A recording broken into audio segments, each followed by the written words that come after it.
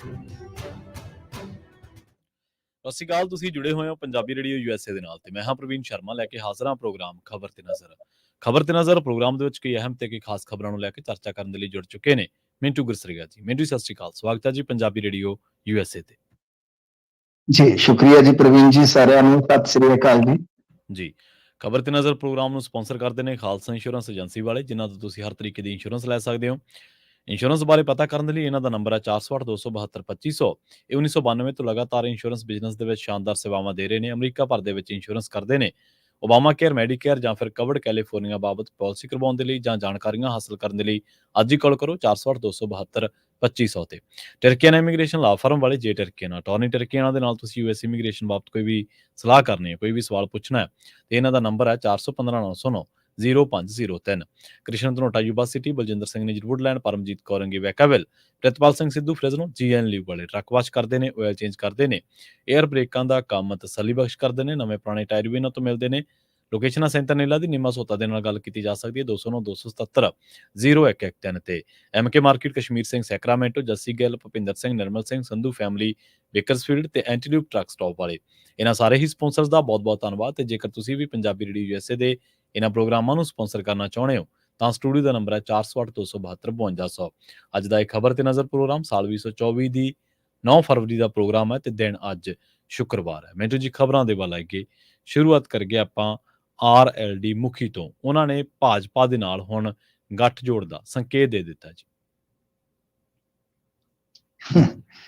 ਕੀ ਕਹੀਏ, ਦੇਖੋ ਗੱਲ ਇਹ ਆ ਕਿ ਇਸ ਰਾਜਨੀਤਿਕ ਦੌਰ ਦੇ ਵਿੱਚ ਜੇ ਤੁਸੀਂ ਸਿਧਾਂਤ, ਨੈਤਿਕਤਾ ਜਾਂ ਪਾਕੀਜ਼ਗੀ ਦੀ ਉਮੀਦ ਰੱਖੋਗੇ ਤਾਂ ਤੁਸੀਂ ਆਪਣੇ ਆਪ ਨਾਲ ਹੀ ਧੋਖਾ ਕਰ ਰਹੇ ਹੋ। ਇਹ ਜਿਹੜਾ ਇਸ ਟਾਈਮ RLD ਦਾ ਕਹਿ ਲੋ ਮੁਖੀ, ਕਹਿ ਲੋ ਕਰਤਾ ਧਰਤਾ, ਕਹਿ ਲੋ ਮੇਨ, ਇਹ ਹੈਗਾ ਜਯੰਤ ਚੌਧਰੀ। ਠੀਕ ਹੈ ਜੀ। ਠੀਕ ਹੈ ਜੀ। ਇਹ ਹੈਗਾ ਵੈਸਟਰਨ UP ਤੋਂ। ਇਹ ਚੌਧਰੀ ਚਰਨ ਸਿੰਘ ਦਾ ਪੋਤਾ ਹੈ, ਅਜੀਤ ਸਿੰਘ ਦਾ ਮੁੰਡਾ ਹੈ। ਚੌਧਰੀ ਚਰਨ ਸਿੰਘ, ਹੁਣ ਜੇ ਮੈਂ ਉਹਦੇ ਬਾਰੇ ਬੋਲਣ ਲੱਗਾ ਤੇ ਮੇਰੇ ਖਿਆਲ ਦੇ ਨਾਲ ਪ੍ਰਵੀਨ ਜੀ 1 ਘੰਟਾ ਬੋਲ ਸਕਦਾ ਵਾਂ। ਚੌਧਰੀ ਚਰਨ ਸਿੰਘ ਦੀ ਜਿਹੜੀ ਜ਼ਿੰਦਗੀ ਆ ਉਹ ਇੰਨੀ ਜ਼ਿਆਦਾ, ਉਹ ਲੇਖਕ ਵੀ ਸੀ, ਨੇਤਾ ਵੀ ਸੀ, ਆਜ਼ਾਦੀ ਘੁਲਾਟੀਆ ਵੀ ਸੀਗਾ, ਮੁੱਖ ਮੰਤਰੀ ਵੀ ਰਿਹਾ, ਮੰਤਰੀ ਵੀ ਰਿਹਾ, ਪ੍ਰਧਾਨ ਮੰਤਰੀ ਵੀ ਰਿਹਾ। ਬਹੁਤ ਬਹੁਤ ਮਤਲਬ ਕਿ ਉੱਚ ਕੋਟੀ ਦਾ ਲੀਡਰ ਸੀਗਾ। 25,000 ਪਟਵਾਰੀ ਖੜੇ ਪੈਰ ਘਰ ਨੂੰ ਤੋਰਤਾ ਸੀਗਾ। ਉਹਨੇ ਕਿਹਾ ਕਿ ਕਿਸਾਨਾਂ ਨੂੰ ਕੋਈ ਦਿੱਕਤ ਨਹੀਂ ਹੋਣੀ ਚਾਹੀਦੀ। ਸਾਰੇ ਦਾ ਸਾਰਾ ਥਾਣਾ ਸਸਪੈਂਡ ਕਰ ਦਿੱਤਾ ਸੀਗਾ। ਬੜੇ ਕਿਸੇ ਨੇ। ਅੱਛਾ, ਚੌਧਰੀ ਚਰਨ ਸਿੰਘ ਕਾਂਗਰਸੀ ਸੀ, ਨਹਿਰੂ ਨਾਲ ਮਤਭੇਦ ਹੋਏ, ਫਿਰ ਆਪਣੀ ਕਾਂਗਰਸ ਇੱਕ ਤਰ੍ਹਾਂ ਨਾਲ ਛੱਡ ਕੇ ਤੇ ਪਾਰਟੀ ਬਣਾਈ, ਭਾਰਤੀ ਕ੍ਰਾਂਤੀ ਦਲ। ਕਰਦੇ ਕਰਾਉਂਦੇ ਮੁੱਖ ਮੰਤਰੀ ਬਣੇ, ਪ੍ਰਧਾਨ ਮੰਤਰੀ ਤੱਕ ਕੱਪੜੇ। ਫਿਰ ਕਾਂਗਰਸ ਦੇ ਸਮਰਥਨ ਦੇ ਨਾਲ ਹੀ ਪ੍ਰਧਾਨ ਮੰਤਰੀ ਬਣੇ ਸਨ, ਕਿਉਂਕਿ ਆਪਸ ਦੇ ਵਿੱਚ ਟਕਰਾਅ ਹੋ ਗਿਆ ਮੁਰਾਰਜੀ ਦੇਸਾਈ ਦਾ ਤੇ ਇਹਦਾ। ਤੇ ਫਿਰ ਕਾਂਗਰਸ ਨੇ ਬਣਾ ਕੇ ਕਾਂਗਰਸ ਨੇ ਮਤਲਬ ਕਿ ਲੱਤ ਖਿੱਚ ਲਈ। ਚਲੋ, ਇਹ ਮੈਂ ਉੱਡਵੀ ਜੀ ਝਾਤ ਪਾ ਦਿੰਦਾ। ਹੁਣ ਹੋਇਆ ਕੀ ਕਿ ਜਿਹੜਾ ਜਯੰਤ ਚੌਧਰੀ ਕਹਿ ਰਿਹਾ, ਅੱਜ ਕਹਿ ਰਿਹਾ ਕਿ ਮੈਂ ਭਾਈ ਭਗਵਾਨ ਦਾ ਸ਼ੁਕਰ ਕਰਦਾ, ਤੇ ਹੁਣ ਦੱਸੋ ਕਿ ਪ੍ਰਧਾਨ ਮੰਤਰੀ ਨੂੰ ਮੈਂ ਕਿਸ ਮੂੰਹ ਦੇ ਨਾਲ ਨਾ ਕਰ ਦਿਆਂ। ਉਹਨੇ ਕਿ ਦਿਲ ਜਿੱਤ ਲਿਆ। ਤਾਂ ਮਤਲਬ ਕਿ ਇਹ ਸਾਰਾ ਕੁਝ ਜਿਹੜਾ ਸੀਗਾ ਨਾ, ਇਹ ਪ੍ਰਵੀਨ ਜੀ ਸਕ੍ਰਿਪਟਡ ਹੈ ਜੀ। ਸਕ੍ਰਿਪਟਡ ਉਹ ਭਾਰਤ ਰਤਨ ਚੌਧਰੀ ਚਰਨ ਸਿੰਘ ਨੂੰ ਵੀ ਮਿਲਿਆ ਤੇ ਸਵਾਮੀਨਾਥਨ ਜੀ ਨੂੰ ਵੀ ਮਿਲਿਆ, ਜਿਨ੍ਹਾਂ ਦੀ ਰਿਪੋਰਟ ਦੀ ਆਪਾਂ ਹਮੇਸ਼ਾ ਗੱਲ ਕਰਦੇ ਹਾਂ। ਇਹਨਾਂ ਦੋ ਸ਼ਖਸੀਅਤਾਂ ਨੂੰ ਜੋ ਮਿਲਿਆ, ਨਰਸਿਮਹਾ ਰਾਓ ਨੂੰ ਵੀ ਮਿਲਿਆ। ਨਰਸਿਮਹਾ ਰਾਓ ਨੂੰ ਮੈਂ ਨਹੀਂ ਮੰਨਦਾ ਭਾਰਤ ਰਤਨ ਦੇ ਕਾਬਿਲ, ਮਾਫ ਕਰਨਾ, ਇਹ ਮੇਰਾ ਨਜ਼ਰੀਆ, ਮੈਂ ਗਲਤ ਹੋ ਸਕਦਾ। ਤਾਂ ਇਹ ਦੋ ਸ਼ਖਸੀਅਤਾਂ ਤੇ ਕਿੰਤੂ ਕੀਤਾ ਹੀ ਨਹੀਂ ਜਾ ਸਕਦਾ। ਹੁਣ ਤੁਸੀਂ ਕਹੋਗੇ ਕਿ ਸਵਾਮੀਨਾਥਨ ਨੇ ਤੇ ਬਸ ਇੱਕ ਰਿਪੋਰਟ ਹੀ ਬਣਾਈ ਹੈ ਨਾ, ਉਹਦੇ ਲਈ ਭਾਰਤ ਰਤਨ ਕਿਉਂ? ਨਹੀਂ, ਸਵਾਮੀਨਾਥਨ ਉਹ ਸ਼ਖਸ ਸੀਗਾ, ਬੰਗਾਲ ਦਾ ਕਾਲ ਦੇਖਣ ਤੋਂ ਬਾਅਦ ਉਹਨੇ ਪ੍ਰਣ ਕੀਤਾ ਸੀ ਕਿ ਇਸ ਮੁਲਕ ਦੇ ਵਿੱਚੋਂ ਮੈਂ ਇਹ ਕਾਲ ਕੱਢ ਦੂੰਗਾ ਰਾਜ ਦਾ। ਬਿਲਕੁਲ। ਤਾਂ ਸਿਵਲ ਸਰਵਿਸ ਦੇ ਵਿੱਚ ਭਰਤੀ ਹੋ ਕੇ ਵੱਡਾ ਪੁਲਿਸ ਅਫਸਰ ਬਣ ਕੇ ਵੀ ਉਹਨੇ ਨੌਕਰੀ ਤਿਆਗ ਦਿੱਤੀ ਸੀਗੀ ਤੇ ਸਾਰੀ ਜ਼ਿੰਦਗੀ ਖੇਤੀ ਖੋਜ ਤੇ ਲਾਤੀ। ਆ ਜਿਹੜੀ ਤੁਸੀਂ ਕਣਕ ਦੇਖਦੇ ਹੋ ਆਪਣੇ, ਜਿਹੜੀ 50-50 ਮਣ 60-60 ਮਣ, ਇਹ ਵੀ ਵਿਕਸਿਤ ਜਿਹੜੇ ਹੁੰਦੇ ਹੋਏ ਆ ਰਹੇ ਆ, ਉਹਦੇ ਵਿੱਚ ਵੀ ਬਹੁਤ ਵੱਡਾ ਰੋਲ ਸੀ। ਤਾਂ ਕਹਿਣ ਦਾ ਮਤਲਬ ਕਿ ਦੋ ਸ਼ਖਸੀਅਤਾਂ ਤੇ ਮੈਂ ਕਿੰਤੂ ਨਹੀਂ ਕਰ ਸਕਦਾ, ਮੇਰੀ ਤੌਫੀਕ ਨਹੀਂ, ਮੇਰੀ ਔਕਾਤ ਨਹੀਂ ਹੈ। ਪਰ ਮਸਲਾ ਕੀ ਹੈ ਕਿ ਇਹ ਗੱਲ 4-5 ਦਿਨ ਪਹਿਲਾਂ ਤੁਰ ਪਈ ਸੀ ਕਿ ਜਯੰਤ ਚੌਧਰੀ ਜਾ ਰਿਹਾ ਹੈ। ਹੁਣ ਜਾਣ ਦੀ ਵੀ ਕਹਾਣੀ ਤੁਹਾਨੂੰ ਦੱਸ ਦਿੰਦਾ ਮੈਂ। ਜਯੰਤ ਚੌਧਰੀ ਜਾਣਾ ਨਹੀਂ ਸੀ ਚਾਹੁੰਦਾ, ਪਰ ਯੂਪੀ ਦੇ ਵਿੱਚ ਡਰਾਈਵਿੰਗ ਸੀਟ ਦਾ ਰੌਲਾ ਹੈ। ਠੀਕ ਹੈ ਜੀ। ਅਖਿਲੇਸ਼ ਯਾਦਵ ਹੈ ਨਾ ਜਿਹੜਾ, ਅਖਿਲੇਸ਼ ਬੰਦਾ ਗਲਤ ਨਹੀਂ ਹੈਗਾ, ਉਹਦੇ ਦੋ ਚਾਚੇ ਆ, ਸ਼ਿਵਪਾਲ ਤੇ ਰਾਮ ਗੋਪਾਲ ਜੀ। ਇਹਨਾਂ ਦੋਨਾਂ ਦੇ ਵਿੱਚੋਂ ਇੱਕ ਮਤਲਬ ਕਿ ਕਹਿ ਲਓ ਕਿ ਗੇਮ ਜਿਹੜੀ ਆ ਉਧਰੋਂ ਖੇਡ ਰਿਹਾ। ਉਹਨੇ ਤੇ ਚੱਲਦੀ ਮੀਟਿੰਗ 'ਚ ਕਹਿ ਦਿੱਤਾ ਸੀਗਾ ਕਿ ਤੁਸੀਂ ਮਾਇਆਵਤੀ ਨਾਲ ਗੱਲ ਕਿਉਂ ਕਰ ਰਹੇ ਜੀ ਇੰਡੀਆ ਗੱਠਜੋੜ 'ਚ? ਦੱਸੋ, ਮਾਇਆਵਤੀ ਨਾਲ ਗੱਲ ਕਰਨੀ ਕਿਹੜਾ ਕੋਈ ਗਲਤ ਸੀ? ਤਾਂ ਡਰਾਈਵਿੰਗ ਸੀਟ ਤੇ ਸੀਗਾ, ਕਹਿ ਲਓ ਕਿ ਅਖਿਲੇਸ਼ ਜਾਂ ਸਪਾ। ਉਹਨਾਂ ਨੇ ਐਲਾਨ ਵੀ ਕਰ ਦਿੱਤਾ ਸੀਗਾ ਕਿ 7-8 ਇਹਨਾਂ ਨੂੰ ਛੱਡੀਆਂ ਜੀ ਅਸੀਂ, 11 ਕਾਂਗਰਸ ਨੂੰ, ਬਾਕੀ ਠੀਕ ਹੈ, ਗੁੱਡ ਵੈਲ ਹੈ। ਉਹ ਕੀ ਰਿਹਾ ਸੀਗਾ ਕਿ ਇਹਨੂੰ, ਜਯੰਤ ਨੂੰ ਇਹ ਮਜਬੂਰ ਕਰ ਰਹੇ ਸਨ ਕਿ 3-4 ਸਾਡੇ ਬੰਦੇ ਲੈ ਕੇ ਤੇਰੇ ਸਿੰਬਲ ਤੇ ਲੜਾ ਦਿੰਨੇ। ਠੀਕ ਹੈ।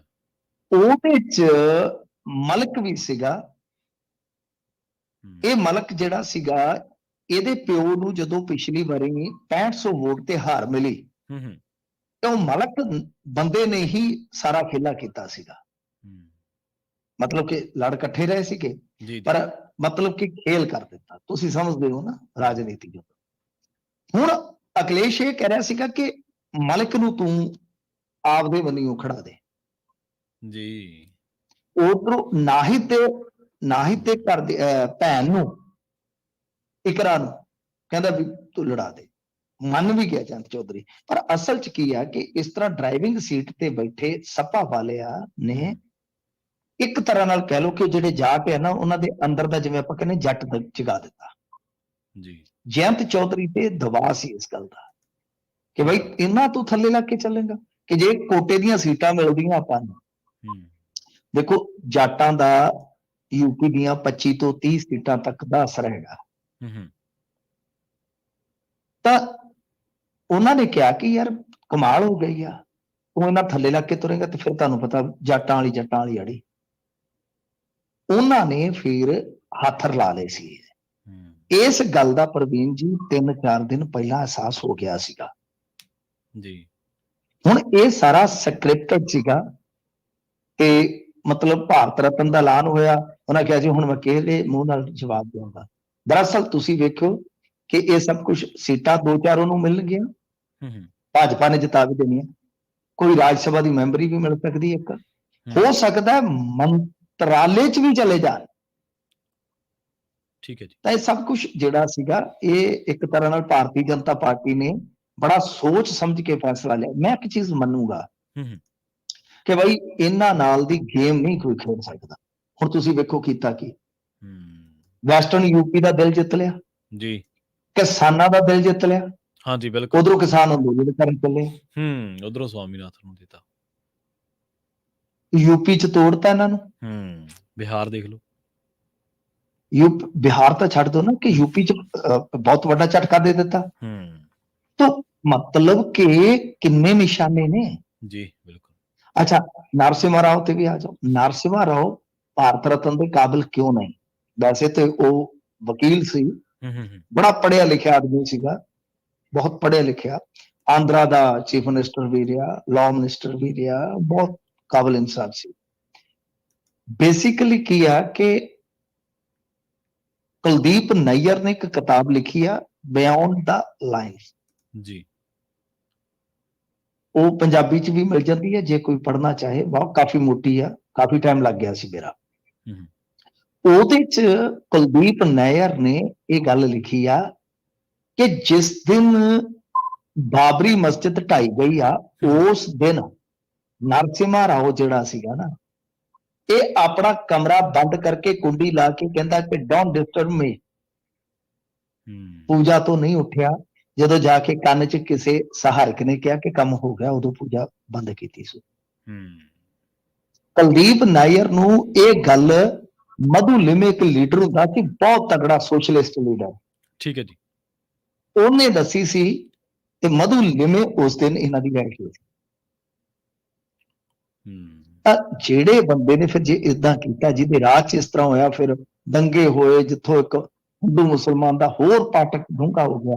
ਭਾਰਤ ਰਤਨ, ਹਾਂ, ਭਾਜਪਾ ਦੀ ਨਿਗਾਹ 'ਚੋਂ ਬਾਤ ਕਰ, ਠੀਕ ਹੈ, ਇਹਨਾਂ ਦੇ ਪਾਸੇ ਭਾਜਪਾ ਦੀ ਨਿਗਾਹ 'ਚੋਂ, ਹਾਂ ਬਿਲਕੁਲ। ਭਾਰਤ ਰਤਨ, ਜੇ ਤੁਸੀਂ ਆਖੋ ਕਿ ਉਹਨੇ ਨਵ ਉਦਾਰਵਾਦੀ ਨੀਤੀਆਂ ਲਿਆਂਦੀਆਂ, ਨਹੀਂ, ਨਵ ਉਦਾਰਵਾਦੀ ਨੀਤੀਆਂ ਦਾ ਜਨਕ ਜਿਹੜਾ ਸੀਗਾ ਉਹ ਸੀ ਸਰਦਾਰ। ਇਹ ਤੇ ਫਸੇ ਨੇ ਲਿਆਂਦਾ ਕਿ ਆ ਭਾਈ ਦੇਸ਼ ਕੋਲ ਤੇ ਤੇਲ ਖਰੀਦਣ ਦਾ ਹੁਣ ਸਾਧਨ ਹੀ ਨਹੀਂ ਹੈਗਾ ਜੀ, ਤਾਂ ਗੇਮ ਚੇਂਜਰ ਸਾਬਤ ਹੋਇਆ ਸਰਦਾਰ, ਜਿਹਨੂੰ ਨਰਿੰਦਰ ਮੋਦੀ ਨੇ ਕਹਿ ਦਿੱਤਾ ਸੀਗਾ ਕਿ ਵਾਸ਼ਰੂਮ ਦੇ ਵਿੱਚ, ਬਾਥਰੂਮ ਦੇ ਵਿੱਚ ਕੋਈ ਰੇਨਕੋਟ ਪਾ ਕੇ ਨਹਾਉਣਾ ਮਨਮੋਹਨ ਸਿੰਘ ਤੋਂ ਸਿੱਖੇ। ਤੇ ਹੁਣ ਵੇਖ ਲਓ ਸੋਲੇ ਗਾ ਰਹੇ। ਕਹਿੰਦਾ ਮਤਲਬ ਸਮੇਂ ਦਾ ਤਕਾਜ਼ਾ ਹੁੰਦਾ ਨਾ, ਹੁਣ ਨਹੀਂ ਬੋਲ ਸਕਦੇ ਨਾ, ਕਿਉਂਕਿ ਹੁਣ ਦੁਨੀਆ ਜਵਾਬ ਦੇਵੇਗੀ। ਹੁਣ ਸਿੱਧ ਹੋ ਗਿਆ ਨਾ, ਹੁਣ ਸੋਲੇ ਗਾ ਰਹੇ, ਹੁਣ ਸਿੱਧ ਹੋ ਗਏ। ਹਾਂਜੀ, ਹੁਣ ਸਿੱਧ ਹੋ ਗਿਆ ਹੈ ਕਿ ਮਨਮੋਹਨ ਸਿੰਘ ਦਾ ਹੀ ਕੀਤਾ ਕਰਾਇਆ ਸੀ। ਸੋ ਕਹਿਣ ਦਾ ਮਤਲਬ ਗੱਲ ਲੰਮੀ ਚਲੇਗੀ ਆ। ਮੇਰਾ ਯਤਨ ਸੀ ਕਿ ਅਸੀਂ ਆਪਣੇ ਸਰੋਤਿਆਂ ਨੂੰ ਦੱਸ ਦਈਏ ਕਿ ਇਹ ਫੈਸਲਾ ਜਿਹੜਾ ਹੈ ਉਹ ਇੱਕ ਤਰ੍ਹਾਂ ਨਾਲ ਕਹਿ ਲਓ ਹੈ ਰਾਜਨੀਤਿਕ, ਪਰ ਕੁਝ ਮਾਮਲਿਆਂ ਦੇ ਵਿੱਚ ਆਪਾਂ ਨੂੰ ਕਹਿ ਸਕਦੇ ਕਿ ਦਰੁਸਤ ਹੈ ਉਹ, ਠੀਕ ਹੈ, ਪਰ ਉਹਨਾਂ ਦਾ ਮੂਵ ਜਿਹੜਾ ਹੈ ਉਹ ਰਾਜਨੀਤਿਕ ਇਸ ਕਦਰ ਆ ਕਿ ਟੋਟਲ ਹੁਣ ਤੱਕ 10 ਸਾਲਾਂ 'ਚ 10 ਭਾਰਤ ਰਤਨ ਦਿੱਤੇ ਆ ਤੇ ਇਹਨਾਂ 10 ਦਿਨਾਂ 'ਚ 5 ਦਿੱਤੇ ਆ।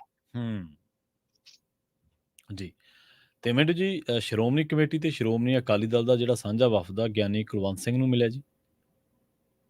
ਹਾਂਜੀ, ਦੇਖੋ, ਇਹ ਨੰਦੇੜ ਸਿੱਖ ਗੁਰਦੁਆਰਾ ਸੱਚਖੰਡ ਸ੍ਰੀ ਹਜ਼ੂਰ ਅਬਚਲ ਨਗਰ ਸਾਹਿਬ ਐਕਟ ਵਿੱਚ ਜਿਹੜੀ ਸੋਧ ਕੀਤੀ ਗਈ ਆ ਪਿਛਲੇ ਦਿਨੀ, ਜਿਹਦੇ ਵਿੱਚ ਤੁਹਾਨੂੰ ਪਤਾ ਹੀ ਆ ਕਿ ਐਸਜੀਪੀਸੀ ਦੇ ਮੈਂਬਰ ਜਿਹੜੇ ਨਾਮਜ਼ਦ ਸੀਗੇ ਉਹ 4 ਤੋਂ ਘਟਾ ਕੇ 2 ਕਰ ਦਿੱਤੇ ਗਏ, ਠੀਕ ਹੈ ਜੀ।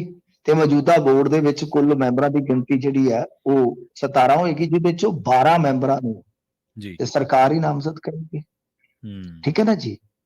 ਤੋ ਇਹਦੇ ਵਿੱਚ ਕਾਫੀ ਸਮੱਸਿਆ ਕੁਝ ਹੋਰ, ਜਿੱਦਾਂ ਚੀਫ ਖਾਲਸਾ ਦੀਵਾਨ ਸੀ ਉਹਦੇ ਤੋਂ ਵੀ ਇਹਨਾਂ ਨੇ ਅਧਿਕਾਰ ਖੋਲਿਆ। ਸੋ ਇਹ ਇੱਕ ਤਰ੍ਹਾਂ ਨਾਲ ਕਹਿ ਲਓ ਕਿ ਬਹੁਤ ਵੱਡਾ ਹਮਲਾ ਹੈ ਕਿਸੇ ਵੀ ਸਿੱਖ ਸੰਸਥਾ ਤੇ, ਕਿਸੇ ਵੀ ਸਿੱਖ ਕਾਰਜਪਾਲਿਕਾ ਤੇ।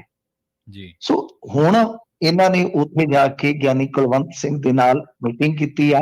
ਉੱਥੇ ਵੀ ਰੋਸ ਬਹੁਤ ਜ਼ਿਆਦਾ ਹੈ ਸੰਗਤ ਦੇ ਵਿੱਚ ਕਿ ਜਿਸ ਤਰ੍ਹਾਂ ਸ਼ਿੰਦੇ ਸਰਕਾਰ ਨੇ ਕੀਤਾ, ਇਹ ਮਹਾਰਾਸ਼ਟਰ ਦੀ ਗੱਲ ਹੈ ਨਾ, ਉੱਥੇ ਸ਼ਿੰਦੇ ਸਰਕਾਰ ਆ, ਕਿ ਜੋ ਉਹਨਾਂ ਨੇ ਕੀਤਾ ਤੇ ਇਹ ਬਹੁਤ ਮਾੜਾ ਕੀਤਾ ਹੈ।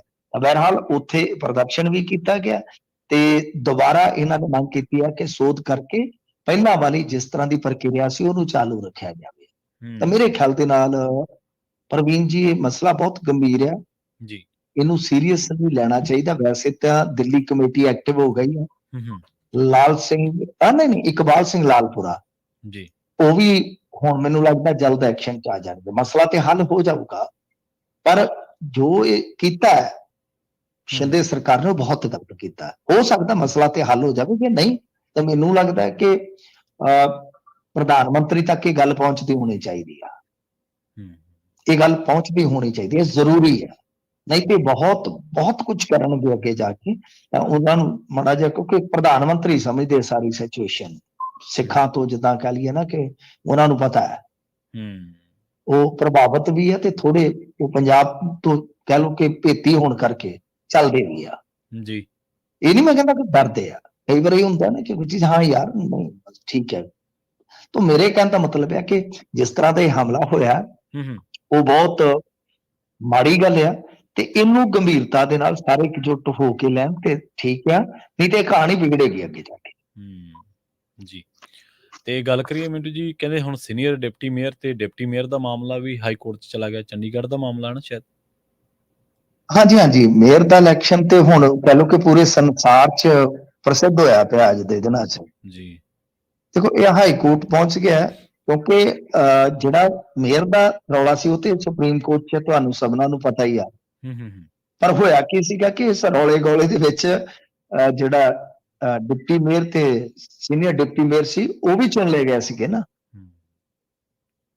ਹੁਣ ਇਹਨਾਂ ਨੇ ਰੌਲਾ ਪਾਇਆ ਕਿ ਜਦੋਂ ਜਿਹੜਾ ਪਹਿਲਾ ਇਲੈਕਸ਼ਨ ਪ੍ਰੋਸੈਸ ਹੀ ਕੈਂਸਲ ਹੋ ਗਿਆ ਯਾਰ, ਜਾਂ ਵਿਵਾਦਤ ਹੋ ਗਿਆ, ਦੂਜੇ ਦੀ ਕੋਈ ਵੋਟਿੰਗ ਹੀ ਨਹੀਂ ਹੋਈ, ਤੀਜੇ ਦੀ ਕੋਈ ਵੋਟਿੰਗ ਹੀ ਨਹੀਂ ਹੋਈ, ਤਾਂ ਤੁਸੀਂ ਕਿਵੇਂ ਡਿਕਲੇਅਰ ਕਰ ਦਿੱਤਾ? ਤਾਂ ਮਤਲਬ ਕਿ ਕੋਈ ਗਿਣਤੀ ਨਹੀਂ ਹੋਈ, ਕੋਈ ਵੋਟਿੰਗ ਨਹੀਂ, ਤਾਂ ਇਹ ਕੀ ਹਿਸਾਬ ਕਿਤਾਬ ਆ? ਕਹਿੰਦੇ ਕਿ ਬਾਈਕਾਟ ਕਰ ਦਿੱਤਾ ਜਦੋਂ, ਤੇ ਜਿਹੜੇ ਦੋਨੇ ਅਹੁਦੇ ਸੀ ਉਹਨਾਂ ਦੇ ਭਾਜਪਾ ਕੈਂਡੀਡੇਟ ਨੂੰ ਇਹ ਜੇਤੂ ਕਰਾਰ ਦੇ ਦਿੱਤਾ ਗਿਆ। ਤੇ ਇਹ ਨਹੀਂ ਹੋਣਾ ਚਾਹੀਦਾ ਨਾ, ਕਿਉਂਕਿ ਇਹ ਸਾਰਾ ਮਾਮਲਾ ਹੀ ਜਦੋਂ ਵਿਵਾਦਤ ਹੋ ਗਿਆ। ਤਾਂ ਗੱਲ ਇਹ ਹੈ ਕਿ ਸ਼ੁੱਕਰਵਾਰ ਨੂੰ ਚੰਡੀਗੜ੍ਹ ਪ੍ਰਸ਼ਾਸਨ ਨੂੰ ਨੋਟਿਸ ਜਾਰੀ ਹੋਣ ਤੋਂ ਬਾਅਦ ਕਾਂਗਰਸ ਦੇ ਵਕੀਲ ਜਿਹੜੇ ਆ ਰਾਜੀਵ ਸ਼ਰਮਾ, ਕਿਉਂਕਿ ਇਸ ਮਾਮਲੇ 'ਚ ਹੁਣ ਪ੍ਰਸ਼ਾਸਨ ਨੂੰ ਨੋਟਿਸ ਜਾਰੀ ਹੋ ਗਿਆ, ਤਾਂ ਉਹਨਾਂ ਨੇ ਦੱਸਿਆ ਕਿ ਮਾਮਲਾ ਸੁਪਰੀਮ ਕੋਰਟ ਦੇ ਵਿੱਚ ਵਿਚਾਰਾਧੀਨ ਆ। ਇਸ ਵਾਸਤੇ ਅਦਾਲਤ ਨੇ ਇਲੈਕਸ਼ਨ ਨੂੰ ਰੱਦ ਕਰਨ ਜਾਂ ਸਟੇ ਕਰਨ ਦਾ ਕੋਈ ਫੈਸਲਾ ਜਾਂ ਆਰਡਰ ਕਹਿ ਲਓ ਕਿ ਨਹੀਂ ਦਿੱਤਾ, ਪਰ 26 ਫਰਵਰੀ ਨੂੰ ਪ੍ਰਸ਼ਾਸਨ ਤੋਂ ਜਵਾਬ ਜ਼ਰੂਰ ਮੰਗ ਲਿਆ। ਸਾਫ਼ ਹੈ, ਸਪਸ਼ਟ ਆ ਕਿ ਰਿਟਰਨਿੰਗ ਅਫਸਰ ਨੇ ਜੋ ਕਾਰਾ ਕੀਤਾ ਸਭ ਨੂੰ ਪਤਾ ਹੀ ਆ ਜੀ। ਉਹ ਕਹਿੰਦੇ ਕਿ ਸਟੇ ਨਹੀਂ ਕੀਤਾ ਹਾਈ ਕੋਰਟ ਨੇ, ਇਸ ਕਰਕੇ ਕਿਉਂਕਿ ਸੁਪਰੀਮ ਕੋਰਟ 'ਚ ਮਾਮਲਾ ਜ਼ੇਰੇ ਸੁਣਵਾਈ ਹੈ। 26 ਨੂੰ ਇਹਨਾਂ ਨੇ ਸੁਣਵਾਈ ਰੱਖੀ ਆ, ਤੇ ਉਸ ਤੋਂ ਪਹਿਲਾਂ ਤੇ ਸ਼ਾਇਦ ਸੁਪਰੀਮ ਕੋਰਟ 'ਚ ਸੁਣਵਾਈ ਹੋ ਜਾਣੀ, 17 ਤਰੀਕ ਆ, ਉਹਦੇ 'ਚ ਮਸੀਹ ਨੂੰ ਵੀ ਸੱਦਿਆ। ਸੋ ਇਸ ਕਰਕੇ ਹੇਠਲੀ ਅਦਾਲਤ ਫਿਰ ਗ੍ਰੇਡ ਕਰਦੀ ਹੈ ਕਿ ਉਹ ਆਪਣੇ ਪੱਧਰ ਤੇ ਕੋਈ ਕਾਰਵਾਈ ਸਟੇ ਨਹੀਂ ਕਰੇਗੀ। ਹੁਣ ਮਸਲਾ ਇਹ ਆ ਕਿ ਚਲੋ ਐਤਕੀ ਤੇ ਹਾਈ ਕੋਰਟ ਠੀਕ ਠਾਕ ਕਰ ਗਈ।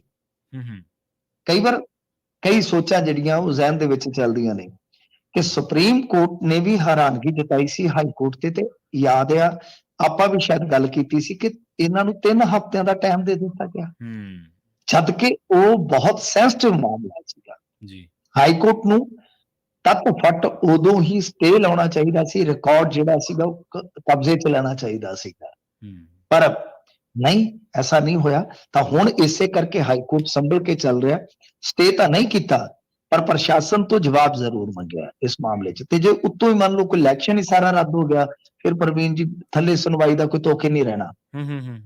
ਹਾਲਾਂਕਿ ਇਸ ਬਾਬਤ ਹੁਣ ਚਲੋ ਇਹ ਤਾਂ ਮਾਮਲਾ ਜਿਹੜਾ ਹੈ ਉਹ ਚਲੇ ਗਿਆ, ਕਿਉਂਕਿ ਜੇ ਸਿੱਧੇ ਹਾਈ ਕੋਰਟ ਜਾਣਗੇ, ਸੁਪਰੀਮ ਕੋਰਟ ਜਾਣਗੇ ਇਹਨਾਂ ਅਹੁਦਿਆਂ ਦੀ ਜੋ ਚੋਣ ਇਹਨੂੰ ਲੈ ਕੇ, ਤੇ ਸ਼ਾਇਦ ਫਿਰ ਹਾਈ ਕੋਰਟ ਇਹ ਵੀ ਕਹਿ ਸਕਦਾ ਨਾ ਕਿ ਤੁਸੀਂ ਥੱਲੇ ਜਾਓ।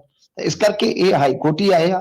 ਤਾਂ ਹੁਣ ਹਾਈ ਕੋਰਟ ਨੇ ਕਹਿ ਲਓ ਇੱਕ ਤਰ੍ਹਾਂ ਨਾਲ ਜੋ ਪਹਿਲਾ ਉਹਨਾਂ ਦਾ ਤਜਰਬਾ ਰਿਹਾ ਉਹਦੇ ਤੋਂ ਸਬਕ ਲੈਂਦਿਆਂ ਦੋਵੇਂ ਪਾਸੇ ਠੀਕ ਕਰਨ ਦਾ ਯਤਨ ਕੀਤਾ ਕਿ ਉਧਰੋਂ ਜਵਾਬ ਮੰਗ ਲਿਆ ਤੇ ਉਧਰੋਂ ਇੱਕ ਵਾਰੀ ਸਟੇ ਇਤਿਹਾਦਕ ਜਿਹੜਾ ਉਹ ਨਹੀਂ ਦਿੱਤਾ ਜੀ। ਤੇ ਅਗਲੀ ਗੱਲ ਕਰੀਏ ਵਰੁਣ ਕੁਮਾਰ ਦੀ। ਵਰੁਣ ਕੁਮਾਰ ਕਹਿੰਦੇ ਪੰਜਾਬ ਵੱਲੋਂ ਕੱਲਾ ਪਿਆ ਜੀ। ਦੇਖੋ ਵਰੁਣ ਕੁਮਾਰ ਹੈ ਜਿਹੜਾ ਇਹ ਪੰਜਾਬ ਦਾ ਬੜਾ ਹਾਕੀ ਦਾ ਸਟਾਰ ਖਿਡਾਰੀ ਆ ਜੀ। ਚਾਹੇ ਕਾਮਨਵੈਲਥ ਗੇਮਸ ਦਾ ਤਗਮਾ ਹੋਵੇ, ਚਾਹੇ ਓਲੰਪਿਕ ਦਾ, ਚਾਹੇ ਏਸ਼ੀਅਨ ਖੇਡਾਂ ਦਾ, ਚਾਹੇ FIH ਦੇ ਵਿੱਚ ਪ੍ਰਦਰਸ਼ਨ ਹੋਵੇ, ਇਸ ਬੰਦੇ ਦੀ ਕਲਾ ਜਿਹੜੀ ਆ ਸਿਰ ਚੜ ਕੇ ਬੋਲੀ ਆ। ਇਹਦੇ ਤੇ ਦੋਸ਼ ਇੱਕ ਕੁੜੀ ਨੇ ਲਾਇਆ ਕਿ ਮੈਂ ਇਹਦੇ ਸੰਪਰਕ 'ਚ ਆਈ ਸੀ 17 ਸਾਲ ਦੀ ਉਮਰ ਦੇ ਵਿੱਚ, ਤੇ ਝਾਂਸਾ ਦੇ ਕੇ ਇਹਨੇ ਮੇਰੇ ਨਾਲ ਬਲਾਤਕਾਰ ਕੀਤਾ। ਰੌਲਾ ਪੈ ਗਿਆ। ਹੁਣ ਜਿਹੜਾ ਵਰੁਣ ਕੁਮਾਰ ਆ ਉਹ ਕਹਿੰਦਾ ਕਿ ਦੇਖੋ ਗੱਲ ਇਹ ਆ, ਪਹਿਲਾਂ ਤੇ 2-3 ਦਿਨ ਖਬਰਾਂ ਚੱਲੀ ਗਈਆਂ ਇੱਕ ਪਾਸੜ, ਹੁਣ ਕੱਲ ਉਹਨੇ ਚਿੱਠੀ ਲਿਖੀ ਆ ਦਲੀਪ ਤਿਰਕੀ ਨੂੰ। ਦਲੀਪ ਤਿਰਕੀ ਇਸ ਵੇਲੇ ਹਾਕੀ ਦੇ ਕਰਤਾ ਧਰਤਾ ਨੇ। ਉਹਨੇ ਆਖਿਆ ਕਿ ਮੇਰਾ ਇਹਦੇ ਨਾਲ ਰਿਲੇਸ਼ਨ ਸੀ, ਮੈਂ ਇਸ ਗੱਲ ਤੋਂ ਮੁਨਕਰ ਨਹੀਂ ਆ, ਪਰ ਇਹ ਕੁੜੀ ਹੁਣ ਮੈਨੂੰ ਦਾਬੂ ਕਰਨ ਡਈ ਆ, ਮੇਰੇ ਤੇ ਦਬਾਅ ਪਾ ਰਹੀ ਆ, ਪੈਸਾ ਧੇਲਾ ਬਈ ਇੱਧਰ ਆਵੇ, ਤੇ ਹੁਣ ਮੈਂ ਐਮਰਜੈਂਸੀ ਲੀਵ ਲੈ ਕੇ ਖਿਡਾਰੀ ਆ ਤੇ ਇਸ ਲੜਾਈ ਨੂੰ ਮੈਂ ਲੜਾਂਗਾ ਜ਼ਰੂਰ। ਤਾਂ ਜਦੋਂ ਉਹਨੇ ਆਪਣੇ ਪੱਖ ਖੁੱਲੇ ਰੂਪ 'ਚ ਰੱਖ ਦਿੱਤਾ ਹੈ, ਮੇਰਾ ਖਿਆਲ ਤੇ ਇਹ ਆ ਪ੍ਰਵੀਨ ਜੀ, ਮੈਂ ਇਹ ਨਹੀਂ ਕਹਿੰਦਾ ਕਿ ਅੰਨ੍ਹੇਵਾਹ ਕਿਸੇ ਦੋਸ਼ੀ ਨੂੰ ਬਚਾ ਲਓ ਤੁਸੀਂ, ਜੇ ਉਹਨੇ ਕੋਈ ਜੁਰਮ ਕੀਤਾ ਹੈ, ਪਰ 5 ਸਾਲ ਦਾ ਰਿਲੇਸ਼ਨ, ਤਾਂ ਫਿਰ ਤੁਸੀਂ ਇਹਨੂੰ ਹੁਣ ਝਾਂਸਾ ਜਿਹੜਾ ਹੈ ਉਹ ਏਡੀ ਛੇਤੀ ਤੇ ਤੁਸੀਂ ਉਹਦੀ ਵਿਆਖਿਆ ਨਹੀਂ ਨਾ ਤੈਅ ਕਰ ਸਕਦੇ। ਤੇ ਇਹਦੇ 'ਚ ਕੋਰਟਾਂ ਨੇ ਬਹੁਤ ਵਾਰੀ ਫੈਸਲੇ ਦਿੱਤੇ ਆ, ਕੁੜੀਆਂ ਦੇ ਉਲਟ ਵੀ ਦਿੱਤੇ ਆ ਜੀ, ਵਿਆਹ ਦਾ ਝਾਂਸਾ ਦੇ ਕੇ, ਕਿਉਂਕਿ ਮਾਮਲੇ ਬਹੁਤ ਦਰਜ ਹੋਏ ਕਿ ਪਹਿਲਾਂ ਰਿਲੇਸ਼ਨ 'ਚ ਤੁਰਿਆ, ਜੇ ਕੋਈ ਪੈ ਗਿਆ ਫਰਕ ਤੇ ਫਿਰ ਉਸ ਤੋਂ ਬਾਅਦ ਇੱਕ ਧਿਰ ਕੋਰਟ ਜਾਂ ਥਾਣੇ ਚਲੇ ਜਾਂਦੀ। ਇਸ ਕਰਕੇ ਘੱਟੋ ਘੱਟ ਯਾਰ ਖਿਡਾਰੀ ਆ, ਹਿਮਾਚਲ ਚੋਂ ਇਹ ਪਰਿਵਾਰ ਆਇਆ, ਇਹਦਾ ਪਿਓ ਡਰਾਈਵਰ ਬੰਦਾ ਸੀਗਾ, ਮਸੀਂ ਪਲਿਆ ਗਰੀਬੀ 'ਚ। ਚਲੋ ਜੇ ਉਹਦੀ ਗਲਤੀ ਹੈ ਤਾਂ ਫਿਰ ਤੇ ਆਪਾਂ ਕਹਿ ਸਕਦੇ ਹਾਂ ਕਿ ਜਾਣ ਦਿਓ ਭਾਈ, ਫਿਰ ਤਾਂ ਉਹਨੇ ਆਪਣੀ ਭੁਗਤਣੀ ਆ। ਹਾਂਜੀ ਫਿਰ ਤੇ ਤਾਂ ਜੇ ਦੋਨਾਂ ਦਾ ਸਹਿਮਤੀ ਵਾਲਾ ਕੋਈ ਸਬੰਧ ਸੀਗਾ, ਠੀਕ ਹੈ, ਉਹ ਨਾਬਾਲਗ ਸੀਗੀ, 17 ਸਾਲ ਦੀ ਉਮਰ 'ਚ ਰਿਸ਼ਤਾ ਉਹਨੇ ਕਾਇਮ ਕੀਤਾ, ਫਿਰ ਉਸ ਤੋਂ ਬਾਅਦ ਉਹ 5 ਸਾਲ ਨਿਭਦੀ ਰਹੀ ਆ। ਹੁਣ ਉਹਨੇ ਰੌਲਾ ਪਾਇਆ। ਜੇ ਉਹ ਕੁੜੀ ਸਹੀ ਆ, ਇਹਨੇ ਵਾਕਿਆ ਏਦਾਂ ਕੀਤਾ, ਕੁਛ ਐਸਾ ਵੈਸਾ ਹੈਗਾ ਜੋ ਉਹਦੇ ਦੋਸ਼ ਆ, ਫਿਰ ਤਾਂ ਚਲੋ ਕਿਸੇ ਦੇ ਗੁਨਾਹ ਨੂੰ ਆਪਾਂ ਕਿਵੇਂ ਢੱਕ ਸਕਦੇ ਹਾਂ। ਜੀ ਪਰ ਜੇ ਮੰਨ ਲਓ ਵਰੁਣ ਕੁਮਾਰ ਦਾ ਵੀ ਪੱਖ ਸਾਹਮਣੇ ਆਇਆ ਜਿਹੜਾ, ਜੇ ਉਹ ਸੱਚ ਹੈ, ਜੇ ਤੇ ਆਪਾਂ ਗੱਲ ਕਰਦੇ ਹਾਂ, ਤਾਂ ਫਿਰ ਉਹਦਾ ਸਾਥ ਦੇਣਾ ਤੇ ਬਣਦਾ ਨਾ। ਤੁਸੀਂ ਘੱਟੋ ਘੱਟ ਇਹ ਤੇ ਪੈਰਵਾਈ ਕਰੋ ਕਿ ਭਾਈ ਇਹਦੀ ਜਾਂਚ ਪੜਤਾਲ ਡੂੰਘਾਈ ਨਾਲ ਹੋਣੀ ਚਾਹੀਦੀ ਹੈ। ਫੋਨਾਂ ਦੀ, ਚੈਟਿੰਗ ਦੀ ਸਾਰੀ ਜਾਂਚ ਉੱਥੋਂ ਪਤਾ ਲੱਗ ਜਾਂਦਾ ਹੁੰਦਾ ਇਹ ਕੀ ਸੀ, ਇਹ ਕੋਈ ਝਾਂਸੇ ਵਾਲਾ ਕੰਮ ਸੀ ਜਾਂ ਫਿਰ ਖੁੱਲਮ ਖੁੱਲਾ ਦੂਜਾ ਕੰਮ ਸੀ। ਜੀ ਜੀ ਸੋ ਇਸ ਕਰਕੇ ਇਹ ਚੀਜ਼ ਜਿਹੜੀ ਆ ਉਹ ਹੋਣੀ ਚਾਹੀਦੀ ਹੈ। ਪਰ ਮੈਂ ਦੇਖ ਰਿਹਾ ਵੈਸੇ ਵੀ ਜੇ ਤੁਸੀਂ ਦੇਖੋਗੇ ਤਾਂ ਇੱਥੇ ਇਹ ਹੁੰਦਾ ਕਿ ਵਿਚਾਰਾ ਪਹਾੜੀਆ ਸੀਗਾ, ਇੱਧਰ ਆਇਆ। ਤੇ ਦੂਜੀ ਗੱਲ ਇਹ ਆ ਕਿ ਮੈਂ ਵਿਚਾਰਾ ਇਸ ਲਈ ਸ਼ਬਦ ਇਸਤੇਮਾਲ ਕਰ ਰਿਹਾ ਕਿ ਗਰੀਬੀ ਚੋਂ ਨਿਕਲਿਆ ਸੀਗਾ, ਮੈਨੂੰ ਹੋਰ ਕੋਈ ਹਮਦਰਦੀ ਨਹੀਂ। ਪਰ ਇਹ ਦੇਖ ਰਿਹਾ ਕਿ ਕੋਈ ਸਰਕਾਰ ਦਾ ਵੀ ਕੋਈ ਪ੍ਰਤੀਕਰਮ ਠੋਸ ਨਹੀਂ ਹੈ ਕਿ ਹਾਂ ਬਈ ਅਸੀਂ ਜਾਂਚ ਪੜਤਾਲ ਕਰਵਾਵਾਂਗੇ, ਜੇ ਉਹਨੂੰ ਕੋਈ ਕਾਨੂੰਨੀ ਸਹਾਇਤਾ ਦੀ ਲੋੜ ਹੈ ਉਹਨੂੰ ਦਿਓ। ਜਦੋਂ ਦੋਸ਼ੀ ਹੋ ਜਾਣਗੇ ਫਿਰ ਤਾਂ ਠੀਕ ਹੈ, ਜੇ ਤਾਂ ਜਾਂਚ ਪੜਤਾਲ 'ਚ ਦੋਸ਼ੀ ਪਾਇਆ ਗਿਆ ਫਿਰ ਤਾਂ ਕਹਿਣਾ ਕੀ ਆ। ਘੱਟੋ ਘੱਟ ਇੱਕ ਵਾਰੀ ਇਹ ਤੇ ਵੇਖੋ ਨਾ ਕਿ ਨਿਰਪੱਖ ਢੰਗ ਦੇ ਨਾਲ ਜਾਂਚ ਪੜਤਾਲ ਹੋਵੇ। ਪਰ ਅਫਸੋਸ ਦੀ ਗੱਲ ਹੈ ਕਿ ਜਿੱਤਮ ਤੇ ਤਾਂ ਮਿੰਟ ਮਾਰਦੇ ਟਵੀਟ ਕਰਨ ਵਾਸਤੇ ਲੀਡਰ, ਅੱਜ ਜਦੋਂ ਵਸ ਗਿਆ, ਇਹੀ ਹਾਲ ਸ਼ਮੀ ਦਾ ਹੋਇਆ ਸੀ। ਪੂਰੀ ਦੁਨੀਆ ਸ਼ਮੀ ਦੇ ਉਲਟ ਸੀ। ਸਾਡੇ ਵਰਗੇ ਉਸ ਵੇਲੇ ਵੀ ਮੰਨਣ ਨੂੰ ਤਿਆਰ ਨਹੀਂ ਸੀਗੇ ਕਿ ਨਹੀਂ ਏਦਾਂ ਨਹੀਂ ਹੁੰਦਾ। ਫਿਰ ਵੀ ਭਾਰਤੀ ਸਮਾਜ 'ਚ ਰਹਿੰਦੇ ਆ, ਬੜੇ ਦੋਸ਼ ਲਾਏ ਹਸੀਨ ਜਾਹ ਨੇ, ਇੱਥੋਂ ਤੱਕ ਕਹਿ ਦਿੱਤਾ ਕਿ ਇਹ ਬੰਦਾ ਫਿਕਸਰ ਹੈ। ਜਿਹੜੇ ਬੰਦੇ ਦੀ ਇਸ ਤਰ੍ਹਾਂ ਦੀ ਜਰਨੀ ਹੋਵੇ, ਜਿਹੜਾ ਖੇਤਾਂ 'ਚੋਂ ਵੱਟਾਂ ਤੋਂ ਤੁਰ ਕੇ ਐਡੇ ਸਟੇਡੀਅਮਾਂ ਤੱਕ ਪਹੁੰਚਿਆ ਹੋਵੇ, ਆਪਣਾ ਕੈਰੀਅਰ ਕਿਵੇਂ ਦਾਅ ਤੇ ਲਾ ਸਕਦਾ। ਜਾਂਚ ਹੋਈ, ਐਂਟੀ ਕਰਪਸ਼ਨ ਯੂਨਿਟ ਨੇ ਜਾਂਚ ਕੀਤੀ, ਉਹ ਵਿਦਾਗ ਪਾਇਆ ਗਿਆ। ਪਰ ਇਸ ਦਰਮਿਆਨ ਉਹਨੇ 2 ਵਾਰੀ ਸੁਸਾਈਡ ਅਟੈਂਪਟ ਕੀਤਾ। ਬਾਅਦ ਦੇ ਵਿੱਚ ਇੱਕ ਕਹਿ ਲਓ ਕਿ ਐਕਸੀਡੈਂਟਲ ਮੌਕਾ ਮਿਲਿਆ ਉਹਨੂੰ ਵਰਲਡ ਕੱਪ 'ਚ, ਤੇ ਉਹਨੇ ਰਿਕਾਰਡ ਹੀ ਬਣਾ ਦਿੱਤਾ। ਤਾਂ ਕਹਿਣ ਦਾ ਮਤਲਬ ਇਹ ਹੈ ਕਿ ਇਹ ਸਾਰੀਆਂ ਚੀਜ਼ਾਂ ਹੁੰਦੀਆਂ ਨੇ ਕਿ ਹਾਂ, ਸੰਦੀਪ ਸਿੰਘ ਵਾਲਾ ਮਾਮਲਾ, ਸੰਦੀਪ ਸਿੰਘ ਦੇ ਫੇਵਰ 'ਚ ਕੋਈ ਨਹੀਂ ਗਿਆ, ਕਿਉਂਕਿ ਉਹ ਮਾਮਲਾ ਇੱਕ ਵੱਖਰੀ ਕਿਸਮ ਦਾ ਮਾਮਲਾ ਸੀ। ਉੱਥੇ ਜੂਨੀਅਰ ਕੋਚ ਨੂੰ ਘਰੇ ਬੁਲਾਇਆ ਜਾਂਦਾ, ਮਤਲਬ ਕਿ ਕਿਸ ਤਰ੍ਹਾਂ ਉਹ ਸਾਰਾ ਕੁਝ ਪਹਿਲਾਂ ਉਹਦੇ ਮਗਰ ਲੱਗਿਆ ਜਾਂਦਾ, ਜ਼ਬਰਦਸਤੀ ਕੀਤੀ ਜਾਂਦੀ। ਇੱਥੇ ਮਸਲਾ ਰਿਲੇਸ਼ਨ ਦਾ ਹੈ, ਰਿਲੇਸ਼ਨ ਦਾ ਮਸਲਾ, ਤੇ ਰਿਲੇਸ਼ਨ 5 ਸਾਲ ਦਾ ਹੈ। ਕੁੜੀ ਵੀ ਮੰਨਦੀ ਆ, ਮੁੰਡਾ ਵੀ ਮੰਨਦਾ। ਪਰ ਇਹ ਕਿੱਥੇ ਹੁਣ ਗਲਤੀ ਕੀਤੀ ਹੈ ਜਾਂਚ ਪੜਤਾਲ ਦਾ, ਬਰੀਕ ਜਾਂਚ ਪੜਤਾਲ ਦਾ ਵਿਸ਼ਾ। ਪਰ ਮੈਂ ਦੇਖ ਰਿਹਾ ਕੋਈ ਵੀ ਆਪਣੇ ਪੰਜਾਬ ਵੱਲੋਂ ਕਿਸੇ ਸਰਕਾਰੀ ਪੱਖ ਤੋਂ ਚਲੋ ਕਿ ਕਿਸੇ ਨੇ ਨਹੀਂ ਕਿਹਾ, ਹਾਂ ਅੰਦਰ ਖਾਤੇ ਭਾਵੇਂ ਕੋਈ ਗੱਲ ਚੱਲਦੀ ਹੋਵੇ, ਪਰ ਬਾਹਰੀ ਤੌਰ ਤੇ ਕਿਸੇ ਨੇ ਨਹੀਂ ਕਿਹਾ ਕਿ ਹਾਂ ਭਾਈ ਇਹਦੀ ਅਸੀਂ ਕਾਨੂੰਨੀ ਤੌਰ ਤੇ ਕੋਈ ਇਮਦਾਦ ਕਰਾਂਗੇ। ਉਦੋਂ ਤੱਕ ਕਰਦੇ ਰਹਾਂਗੇ ਜਦੋਂ ਤੱਕ ਇਹਦੇ ਦੋਸ਼ ਸਾਬਤ ਮਿਲੇ ਜਾਣ। ਜੀ ਜੀ। ਤੇ ਮਿੰਟੂ ਜੀ, ਅੰਮ੍ਰਿਤਪਾਲ ਸਿੰਘ ਦੇ ਸਾਥੀਆਂ ਦੀ ਪਟੀਸ਼ਨ ਤੇ ਸੁਣਵਾਈ ਹੋਈ ਹੈ ਜੀ? ਹਾਂਜੀ, ਇੱਕ ਪਟੀਸ਼ਨ ਤੇ ਪਈ ਆ ਹਾਈ ਕੋਰਟ ਦੇ ਵਿੱਚ। ਅੰਮ੍ਰਿਤਪਾਲ ਸਿੰਘ ਦੇ ਸਾਥੀ ਤੁਹਾਨੂੰ ਪਤਾ ਹੀ ਆ, ਦਲਜੀਤ ਸਿੰਘ ਕਲਸੀ ਹੋਇਆ, ਜਿੱਦਾਂ ਕੁਝ ਹੋਰ ਸਾਥੀ ਆ, ਉਹ ਮਤਲਬ ਕਿ ਹਾਈ ਕੋਰਟ ਪਹੁੰਚੇ ਹੋਏ ਨੇ ਜੀ। ਤਾਂ ਉਹਦੇ ਵਿੱਚ ਹੁਣ ਹਾਈ ਕੋਰਟ ਨੇ ਗੱਲਾਂ ਇਹ ਪੁੱਛੀਆਂ ਨੇ ਕਿ ਭਾਈ ਜੋ NSA ਲੱਗਾ ਉਹਦੇ ਤੇ ਫੈਸਲਾ ਲੈਣ 'ਚ ਤੁਸੀਂ ਦੇਰੀ ਕਿਉਂ ਕਰ ਰਹੇ ਹੋ। ਸਭ ਤੋਂ ਵੱਡੀ ਗੱਲ ਆ, ਚਾਹੇ ਉਹ ਦਲਜੀਤ ਕਲਸੀ ਹੋਵੇ, ਗੁਰਮੀਤ ਸਿੰਘ ਬੁੱਕਣਵਾਲਾ, ਬਸੰਤ ਸਿੰਘ, ਇਹਨਾਂ ਤੇ ਜੋ NSA ਲੱਗਾ।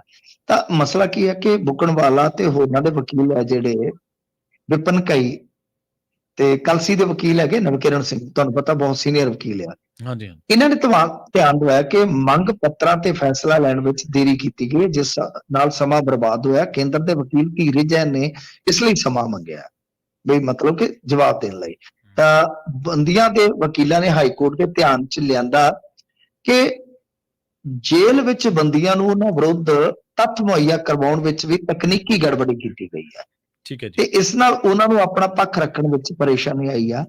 ਬੈਂਚ ਨੂੰ ਦੱਸਿਆ ਗਿਆ ਉਹਨਾਂ ਨੂੰ ਤੱਥ ਪੈਨ ਡਰਾਈਵ ਵਿੱਚ ਦਿੱਤੇ ਗਏ, ਪਰ ਜੇਲ੍ਹ ਵਿੱਚ ਉਹਨਾਂ ਨੂੰ ਇਹ ਪੈਨ ਡਰਾਈਵ ਚਲਾਉਣ ਲਈ ਉਪਕਰਨ ਹੀ ਮੁਹੱਈਆ ਨਹੀਂ ਕਰਵਾਇਆ ਗਿਆ। ਦੇਖੋ ਮਸਲਾ ਕੀ ਆ ਕਿ ਜੋ ਮਤਲਬ ਕੇਸ ਤੇ ਹੁੰਦੇ ਆ, ਜਿਵੇਂ ਚਲਾਨ ਲਾ ਲਓ, ਕੁਛ ਵੀ ਹੈ, ਕੇਸ ਨਾਲ ਜੁੜੇ ਦਸਤਾਵੇਜ਼, ਦੋਸ਼ੀ ਦਾ ਹੱਕ ਹੈ ਨਾ ਕਿ ਉਹਨੂੰ ਸਾਰਾ ਪ੍ਰੋਵਾਈਡ ਕਰਵਾਓ ਰਿਕਾਰਡ ਕਿ ਆ ਤੇਰੇ ਤੇ ਭਾਈ ਦੋਸ਼ ਆ। ਜੀ ਜੀ।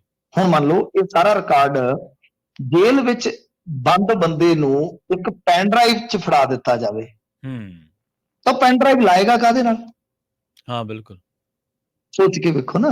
ਤਾਂ ਆ ਮਾਮਲਾ ਜਿਹੜਾ ਨਵਕਿਰਨ ਸਿੰਘ ਹੋਰਾਂ ਨੇ, ਬੜੇ ਸੀਨੀਅਰ ਵਕੀਲ ਹੈ, ਉਹਨਾਂ ਨੇ ਚੁੱਕਿਆ। ਸੋ ਇਸੇ ਕਰਕੇ ਡਿਬਰੂਗੜ੍ਹ ਜੇਲ੍ਹ ਦੇ ਸੁਪਰਡੈਂਟ ਨੂੰ, ਕਿਉਂਕਿ ਪੰਜਾਬ ਪੁਲਿਸ ਵਾਲਿਆਂ ਨੇ ਤਾਂ ਜਾਂ ਪੰਜਾਬ ਸਰਕਾਰ ਨੇ ਤਾਂ ਕਿਹਾ ਕਿ ਸਾਨੂੰ ਨਹੀਂ ਪਤਾ ਜੀ, ਇਹ ਤਾਂ ਹੁਣ ਜੇਲ੍ਹ ਪ੍ਰਬੰਧਕ ਜਾਣੇ, ਤਾਂ ਫਿਰ ਉਹਨਾਂ ਨੇ ਕਿਹਾ ਫਿਰ ਡਿਬਰੂਗੜ੍ਹ ਜੇਲ੍ਹ ਦਾ ਸੁਪਰਡੈਂਟ ਵੀ ਆਵੇ।